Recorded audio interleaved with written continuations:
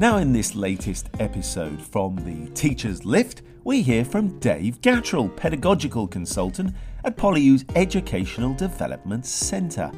Hosts Dawn Gillis and Eric Tindall quiz Dave about his PhD studies and how video annotation software can help boost learners' communication skills for today's academic environment. Listeners keen to spice up their own classes can pick up a few tips and tricks from Dave as he waxes lyrical about his ongoing collaboration with teachers from the English Language Centre in an effort to add video annotation software to their ever-growing box of technological tools. Welcome back, everybody, to the Teacher's Lift. We are coming at you from the Hong Kong Polytechnic University today. Eric Tindall here, along with my partner, Dawn Gillis. How's it going, Dawn? Getting on okay? Not bad, Eric. Not bad. At least the sun is shining. At the moment in Hong Kong, that's probably one of the only good things. Yes, it's a precarious time here in Hong Kong with all the record number of cases, but it's also an incredible time for the changes in the field of education and pedagogy. Yes, it is, Eric. I'm sure many of our listeners out there are experiencing that right now, which is why we are joined by our special guest today, Mr. Dave Gatrell from the Educational Development Center here at PolyU. So thank you for joining us, Dave, and welcome. Hi there. It's a pleasure. Thank you. Now, Dave, maybe first you can begin by telling our listeners what it is you do.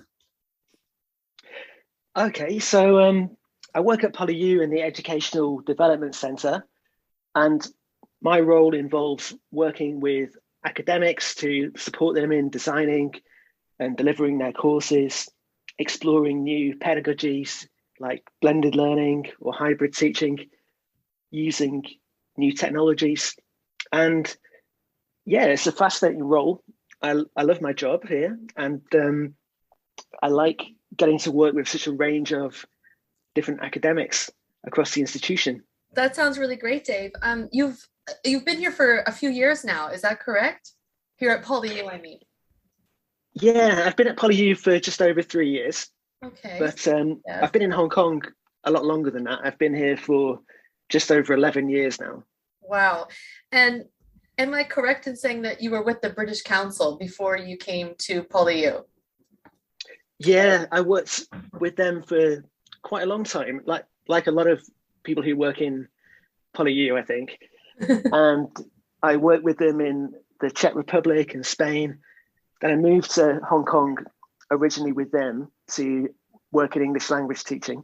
But then I became interested in digital learning, in e-learning and teacher development. And that is why I eventually wanted to work at PolyU in this kind of role, working with academics to help them in their e-learning. You mentioned that you were in a number of countries with the British Council. Were you just language teaching at that time, or were you already starting to get involved in some design? I've always been interested in more than just classroom teaching. It is something that I enjoyed a lot. And yeah, I think from an early stage, back in the early 2000s, I became interested in using things like blogs and wikis, interactive whiteboards and video games in the classroom. And then as I gained more experience, I started working more to do teacher professional development within the British Council. Then I worked more with local teachers from outside the British Council at state schools. And I think that's probably the thing I enjoy most about my role, working with other teachers, trying to understand their context and how kind of emerging technologies can help them with their teaching. Right. And you mentioned you were you've been at PolyU now 3 years, so that would put you arriving around 2019, which is right before, of course, everything hit the fan and right before the pandemic. Can you describe what it was like then to experience that, that moment where everything had to change and we had to, teachers, academics had to embrace the technology more and more to adapt? Right, yeah. So I joined at the very end of 2018, and the first 6 months, I enjoyed the work I was doing, but I kind of missed some of the work that I had been doing with the British Council on online teacher development courses. And funnily enough, the campus shutdown and then the pandemic gave me a chance to rediscover some of those things and get more into them again and try and apply some of my old skills or knowledge to a different context. So, when the campus first closed due to the protests, we had to very quickly provide training to academics in synchronous online teaching and using a learning management system to design courses, creating videos with minimal resources. And that kind of thing was actually very stimulating for me and quite motivating, because it helped me rediscover some of my lost skills. And, as the pandemic has worn on, I feel the need for those kinds of skills hasn't really gone away, and more academics are more confident using them. They don't see them as a substitute for what went before, but actually a chance to do something new in their teaching. So it hasn't been entirely negative. Probably for my professional life and my academic research that I've been doing, it's been overall a positive experience for me. Right. You mentioned now, of course, the academics are quite open and quite receptive and quite well. Actually, it's necessary to integrate all these IT tools into their pedagogy. But how about at that first time? Did you get some resistance from some of the academics, who maybe held on to traditional beliefs about how classes are taught, or were they all fairly receptive from the get-go? It's difficult to say, because the ones who attended the workshops that I did or approached me for help generally were people who were interested in trying these new pedagogies or ideas or tools. So they were receptive, and I enjoyed discussing ideas with them. But then I would say the greatest resistance that I've experienced has been when the university brought in hybrid teaching, which, I can see you rolling your eyes or heads at that. We would never do that phrase. But hybrid teaching was met with a lot of resistance. A lot of people were unhappy about using online synchronous tools at the beginning. And I think some people are still unhappy about it, but it has changed, I think, over the last 2 years. Right. Yeah, Dave. Sorry, Eric. Yeah. Do you think that people are going to be more receptive to the hybrid mode then? Because, yeah, as a couple of teachers here that had to experience it, some of us longer than others, it's challenging as a teacher in a collaborative learning environment. I think it definitely has room in lectures and different types of courses, but for some courses it's challenging, such as such as what we are teaching here in the English Language Center. So do you see that there's room for that then in the future? I think hybrid teaching does have a role in the future of teaching in higher education.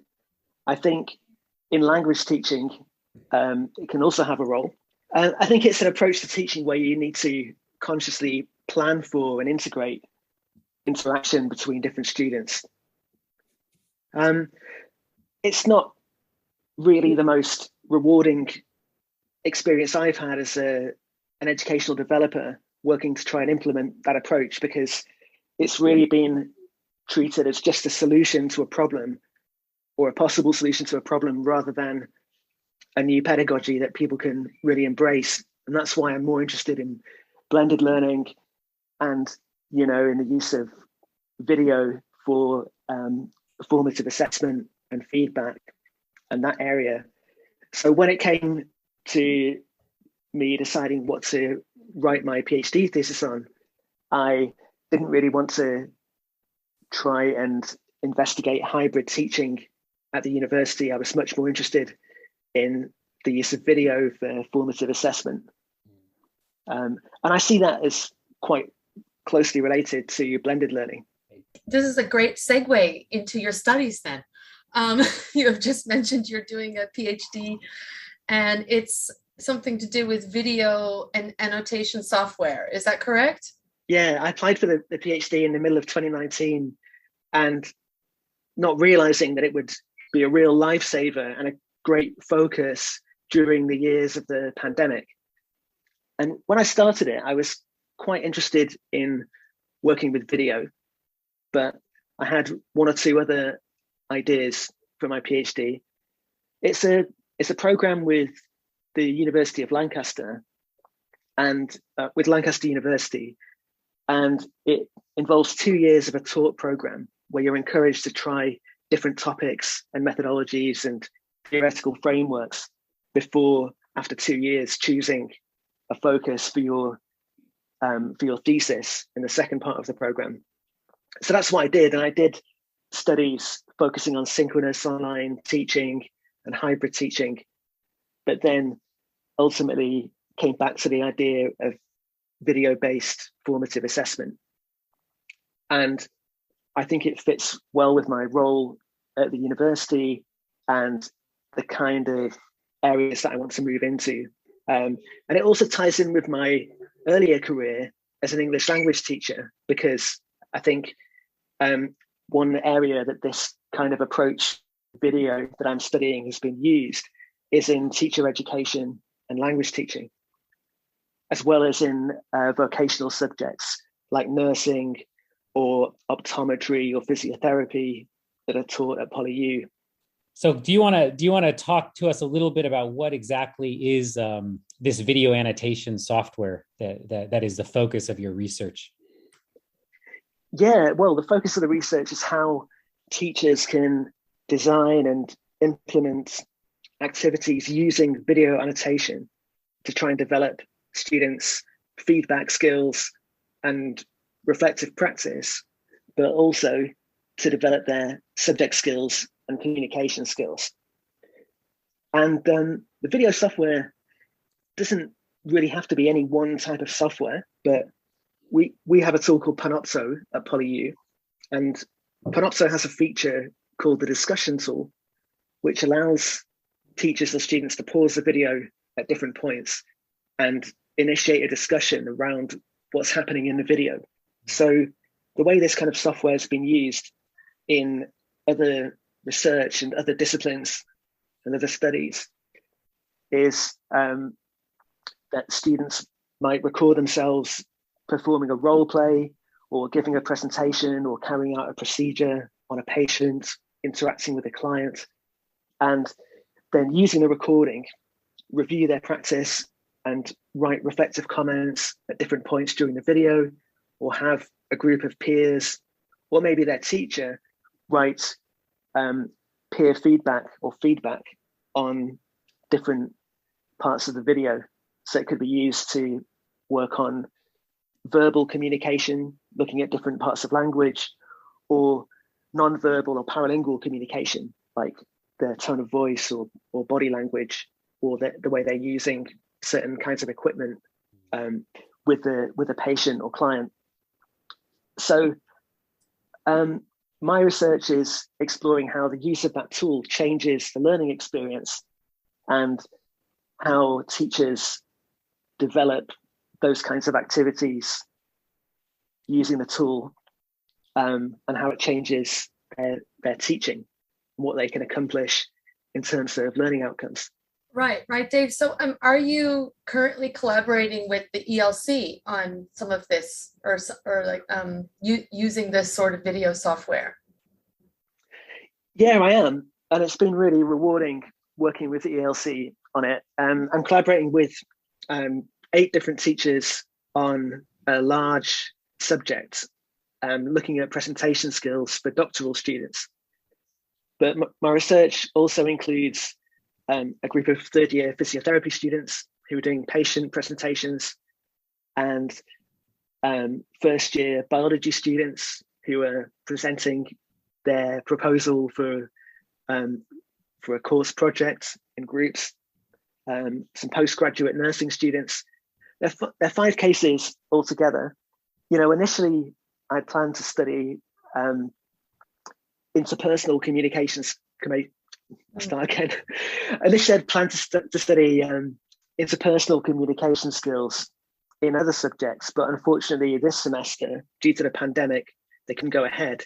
So I'd hope to work with mental health nursing students to look at how they, to study them as they role play interactions with people. I wanted to study palliative care and how they interact with a simulated patient. Some colleagues from School of Optometry who I've worked with on a number of projects. I plan to work with their students to look at how they carry out different procedures in clinical optometry, but all of that had to be scrapped. Luckily, video presentations can still go ahead pretty much as planned in a fully online environment. So I see it as a very good way as well to help students develop skills even where there aren't opportunities to do it face to face, and it can lead to new forms of learning.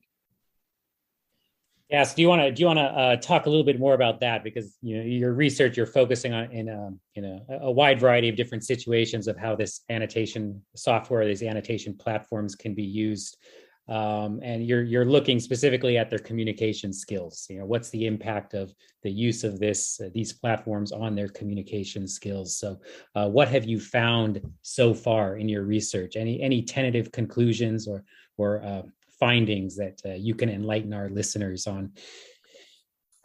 Okay, well, the first thing I want to say about using video to develop communication skills is that it's been used for many decades, but traditionally in the 60s or 70s, it was very teacher-led because of the nature of the technology. It had to be led by the teacher as a whole class approach, maybe replaying what students had done on a big screen so everybody could watch together.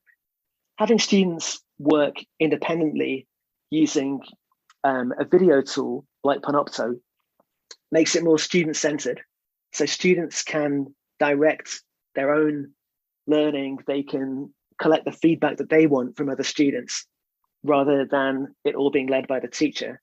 They can choose what they share with other people, they can try the task a number of times before they're happy with it. That gives them a lot of extra practice. But the benefit of having an annotation tool rather than just watching a video and maybe writing or giving peers an overall comment is that students can be much more specific in their feedback. They can really pinpoint specific events in the recording and engage in a discussion around those events. And it's much more evidence-based. Students can really support what they're giving feedback on with concrete examples from the recording. And it gives other students a right to reply. So if the feedback is in the form of a question, like, I don't know why you're waving your hands around so much at that point, or why did you choose this word in your presentation, or why did you put the lamp at such a low setting? The student can reply and justify what they did. And then it can become an interactive learning resource where students can navigate around a video and really look at critical moments in the presentation. And again, it's led by the students rather than the teacher. The teacher can observe the feedback process and jump in at any point, but it can also be directed by the learners. Right. So Dave, it sounds like you are implementing this tool through various departments within PolyU, but do you see this as a tool that can be used in other language centers across, let's say, Hong Kong or even worldwide? I definitely think it could be used within other language centers. It's not in any way limited to PolyU or to Hong Kong. I think it is quite a useful tool for our cultural context, because typically students are quite shy when performing, whether it's a role play or a presentation or a procedure, and having opportunities to practice until they get it right and then share the recording with other people can really build up their confidence. Also, people all over the world, I think, can be quite shy when it comes to giving critical feedback, or they might not be very good at giving critical feedback. And being able to do it through a video not only creates a more comfortable, less threatening environment for students, but also allows students to observe how their classmates have given feedback on each other.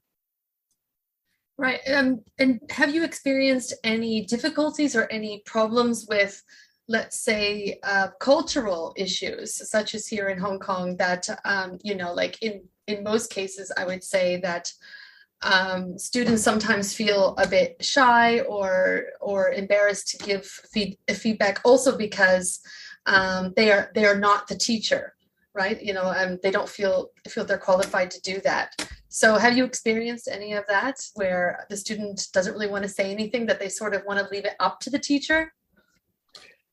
I've experienced it, but I think this kind of teaching approach can address that problem. It can try and create more opportunities for students to give peer feedback and build up their confidence in giving feedback. It can help students realize that their feedback is valuable, and that the purpose of feedback isn't just to benefit the other person, but to benefit themselves. In fact, a lot of research into peer review and peer feedback shows that students benefit a lot more from giving feedback than they do from receiving it. And I think it's quite good to encourage students to focus on that benefit of the feedback. They don't have to necessarily give perfect, accurate feedback all the time, but it should be meaningful to them when they're giving feedback to other people. And I think it's up to teachers to help model that. So teachers need to be ready to train students to give good feedback. They need to provide good worked examples, not only of the communication practices, but also of the feedback that other students might give. And they should try to show that feedback can be a conversation and not just a one-way thing from one peer to another, but it can actually be a conversation by a group of peers about a video. And I wouldn't say it's a cultural thing within Hong Kong. I think it can depend a lot more on students' disciplines and their previous experience of feedback at school, or perhaps in their everyday lives. Presumably part of your research is collecting student perceptions of this experience. Am I right? Have you collected like students' opinions on how they find this learning experience? Yeah, the research design is that we, because I'm doing the research as part of a team that I lead of colleagues at PolyU from the EDC. We also collaborate a lot with the individual teachers. So, of course, we do learn a bit about the students at a collective level from the teacher, but it's also very important for us to use pre and post surveys with students to try to find out more about how they've experienced the technology and the learning approach. The research design uses a theoretical framework called activity theory. So it's really trying to explore, mainly through qualitative methods, the change in experience as a result of this new tool. And the student survey responses, I would say they are interesting, and we can also observe not just their perceptions of using it, but also what they do using the tool through their annotations on the videos.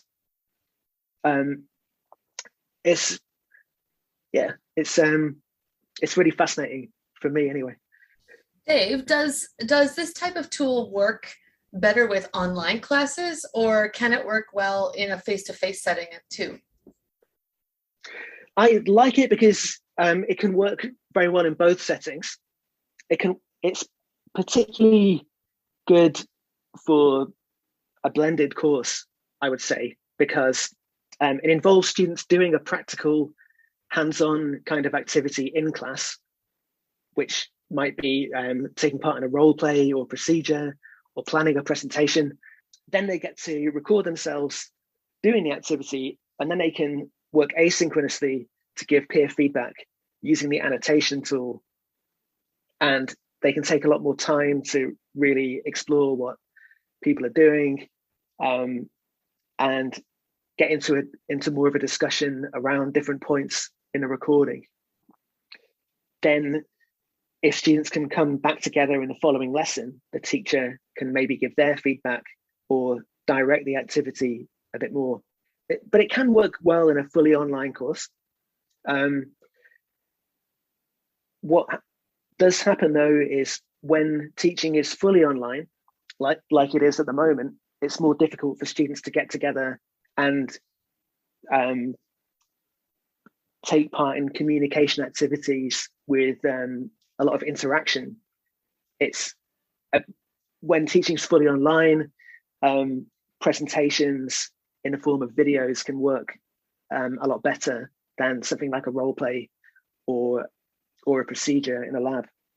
Right, and when you're talking about that, one of the things that kind of popped into my mind is, maybe the video annotation software actually provides another venue of interaction, even though they don't have these face-to-face opportunities. Because as you said, they can give each other comments asynchronously, and you can kind of maintain an interactive environment, even though there's no physical face-to-face interaction. I was just wondering, I don't know if you have this, but you may have these analytic tools that where you can monitor how many views the videos get, or do students go back and check them?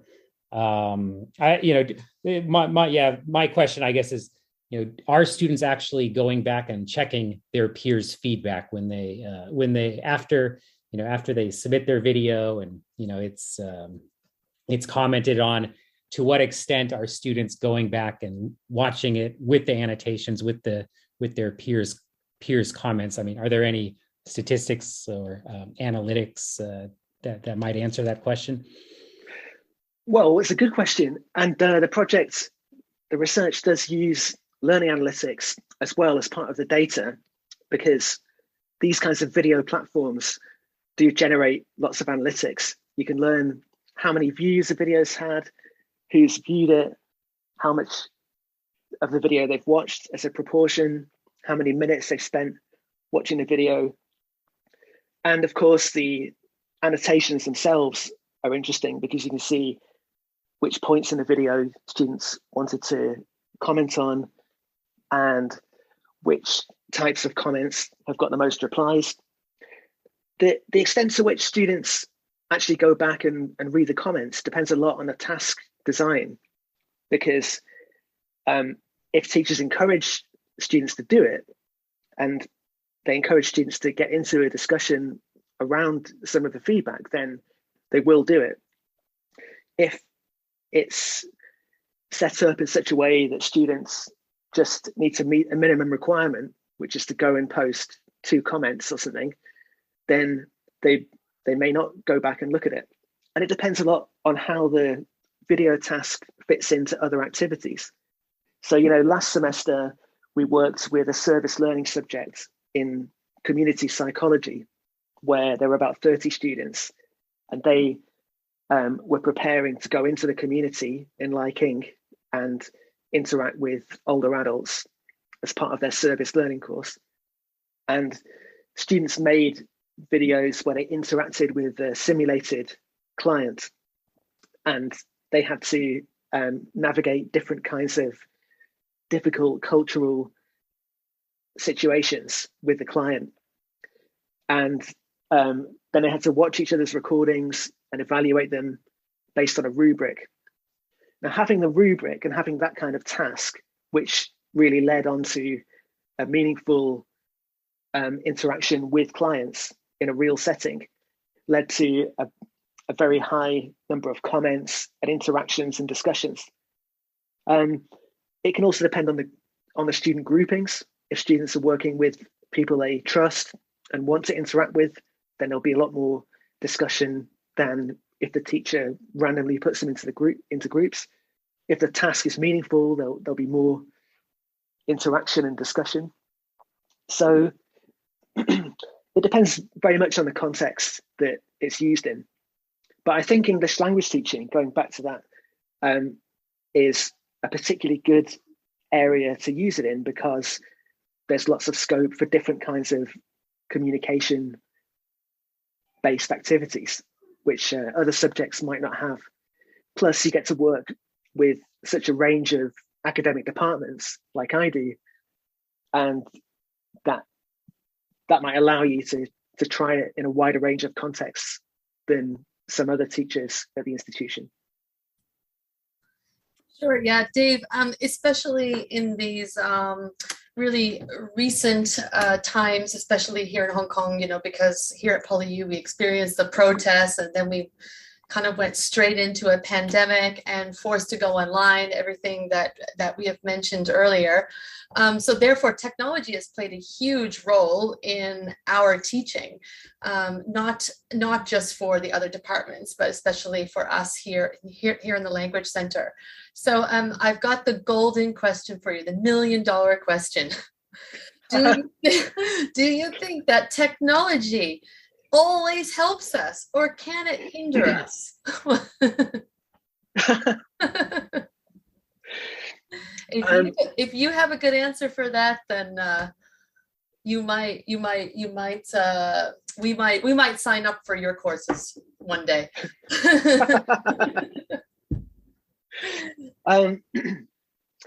Well, I think the answer is that it depends, and it depends a lot on the teacher and the learners, and the motivation of the students to learn, the kinds of activities that the teacher designs. I think using video technology and annotation tools to develop and analyze and reflect on communication can always have some kind of benefit, but the benefit could be unexpected. That there might be it's not necessarily the case that all students will experience the technology in the same way. Some students might feel it really helps them to develop confidence or achieve their personal learning goals. Other students may not get the same benefit. But I think it also depends on the teacher who's using it. If they go into it with clear objectives and learning outcomes for the students, then they're likely to feel that they've experienced some benefit from it. That's why I'm generally more positive when it comes to blended learning approaches than something like hybrid teaching, or I'm more positive about using something like video than using something like interactive whiteboards, because I think some approaches and tools, they really prescribe doing things in a certain kind of way, like with interactive whiteboards, maybe teaching in a very teacher-centered way. With hybrid teaching, it automatically creates a lot more stress and workload for the teacher. So immediately creates a sense of things not being quite quite as good as they would be without that approach or that technology. But something like blended learning, it allows you to start with a small amount of digital or online learning, and then gradually build up to doing more as you gain confidence. With video, again, you could start with a very simple activity for students to do and give feedback on, and then build up to longer videos or more difficult tasks with the students. So even using a small amount of the approach could benefit you and your students. You're not just thrown into a completely different way of doing things. Right, and it is a question that, of course, opens up a whole dozens of other different questions, right? And we'd love to, we'd of course love to explore those more because they are all each have their own fascinating answers. Before you go, Dave, I just wanted to ask, because maybe some of our listeners out there are curious. You mentioned Panopto is a good software tool to do some of these video annotation activities or tasks for students. But are there any others that you know of or could recommend to our listeners? Yeah, sure. The first time I got into using this kind of approach was when I worked in online teacher education with the British Council, and I worked with on a project with teachers in the Baltic countries in Europe. And though on that project, we used a tool called Iris Connect, where the big selling point is that you have multiple recording streams and a very easy to use LMS where teachers can discuss different parts of the videos. They can rate different activities. So I recommend that. There's another tool designed by people with a background in language teaching and teacher development called Veo, from the Spanish word meaning I see. And that has a good feature, which is when you're reviewing a video, you can hit different buttons to comment on different aspects of communication, or if you're working with other teachers, different skills in the classroom, like giving instructions or classroom management or using resources. So I'd recommend Iris Connect and Veo if you were going to use the tool or the approach to do professional development with other language teachers. A similar tool to Panopto, and I think it's their arch rival, is called Echo 360. That I think has broadly similar tools, but there are a whole range of tools that basically do the same thing. They allow you to pause the video, write a comment, and then discuss the comment with other people. And they all give you various kinds of analytics. I find Panopto does work well, but the main reason we're using it for our project is because it's the official video platform at PolyU, and it has support from the IT department. If we'd use a different tool, then we would have had to do all of that ourselves. So it's been very good using Panopto for our research, but you don't need to go and buy a Panopto license just to try using the approach yourself. And finally, I think there may be other education departments or language centres across Hong Kong that have used a similar approach before, either for teacher education or for different communication skills. Certainly what we're doing on our project in using the approach isn't anything completely novel. I think what's maybe novel is that we're looking very closely at the student experience and looking at the annotations that students are leaving as the main source of our data. It's not a kind of experimental study just to look at learning outcomes, for example. So in that sense, hopefully the study will add something different. Excellent. Thank you for that, Dave. There's some of those websites or those recommendations there. I'm quite eager to try out because I do see the potential of this, especially in language learning and also in other educational contexts. And I'm sure, Dawn, you also would agree with me that. Oh, for sure. Yeah. So thank you, Dave. We'd love to talk to you longer, but I think we are running out of time here at the Lift. So thank you for sharing some of that research and some of your findings on the use of video annotation software and perhaps the potential that they can be used in to improve students' communication skills and improve their confidence in giving feedback to each other and receiving feedback. I hope our listeners out there, you all found it helpful too, or you will find it helpful in your own teaching. So thank you once again, Dave. And we wish you the best of luck. Stay healthy, stay safe. Yes, thank you, Dave. Yeah, thank you very much. It's been a pleasure talking to you. I've enjoyed it a lot. And same to you. Stay safe. Yes, and we hope to see you back on campus one day, soonish. Me too. As we all do, yes. Thank you, everybody. And we're signing off here on the Teachers Lift. See you next time.